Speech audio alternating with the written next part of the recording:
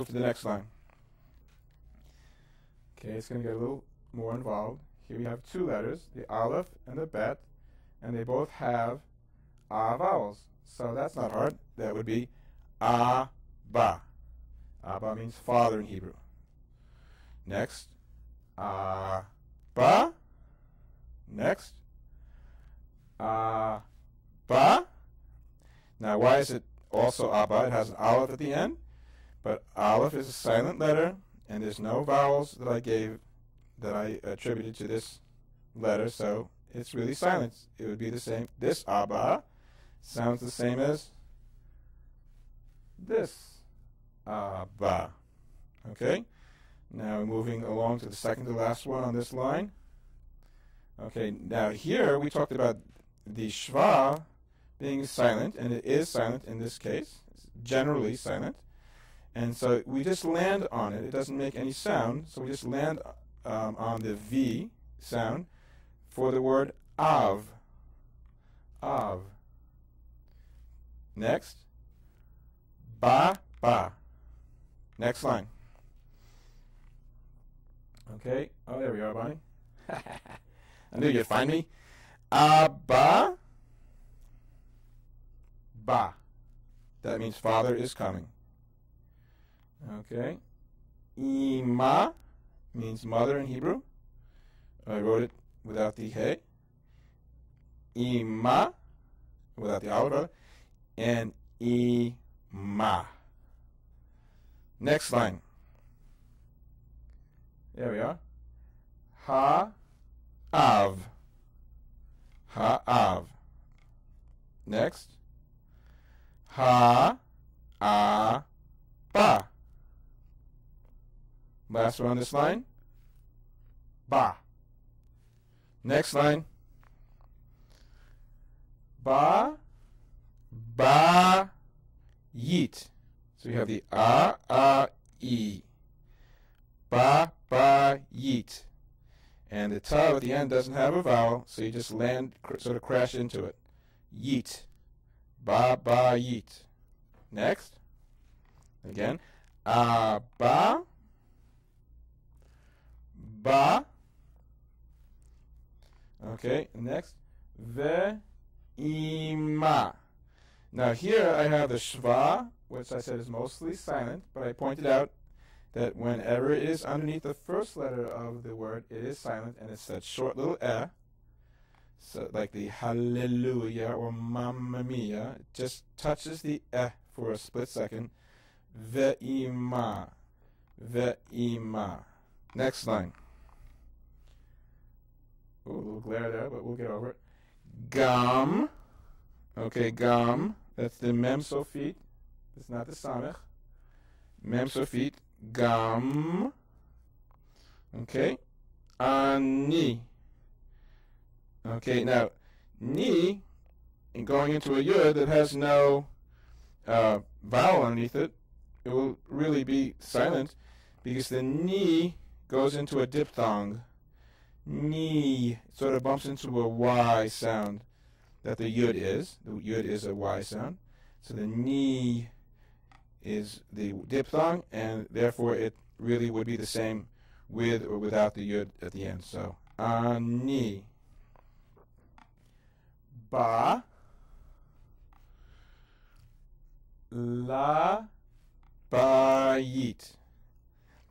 La. Bayit. 3 syllables. La. Ba. Yeet. Last line. Okay. We have a shva in the beginning, so it sounded. That's a kaf, a vet, a vav, and a daled. You must know the names of your letters because that gives you the sounds that they make. So this is kevod. Kevod. Okay? If you know your letters and your vowels, you will be able to read. There's your O vowel. There's a short eh. Kevod. Next, bat. Okay, now we have let's analyze it. We have hey, mem, lamed, and chaf sofit.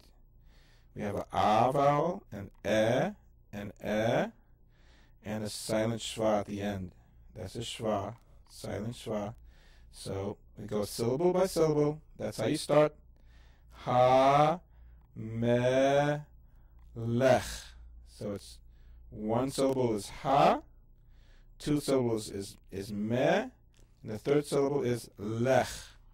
Since it's a schwa, a silent vowel over here, you just crash right into it, and it's lech at the end.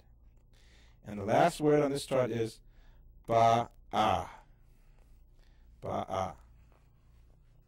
So, as you can see, the Aleph Bet is very logical.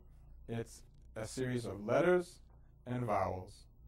If you know the letter sounds, spend some time learning the names of the letters. You will know their sounds based on their letters. Aleph, silent, Bet, B, Vet, V, Gimel, G, etc. And then you just snap on to them these vowel sounds, and that's all it takes to learn how to read Hebrew. Reading Hebrew is fairly simple.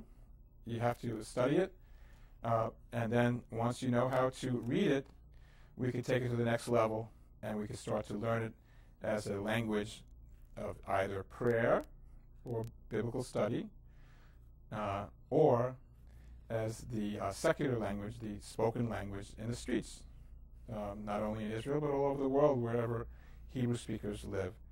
It's an incredible story of the revitalization of the Hebrew language, and it is the spoken language in modern-day Israel. So I thank you very much for tuning in to this lesson in Hebrew. And once again, it's a very exciting thing that's happening in our state. We are the first state to allow high school students, 9th through 12th graders, to take independent studies. And I've had numerous studies in languages, I should say. I've had numerous discussions with the people in Hartford, and the idea is like this, that they observe that young people are learning in different ways today. They're learning through podcasts, they're learning online, and a lot of their teachers are not exposed or involved in these different kinds of learning pathways, and therefore the state does not want to stand in the way. These are the informal conversations I've had with different people involved in this legislature. And they don't want to stand in the way, and they want to let the kids learn independently. And so long as that they pass their proficiency test, everybody's happy. So again, I've put on the screen the testing place where you get further information.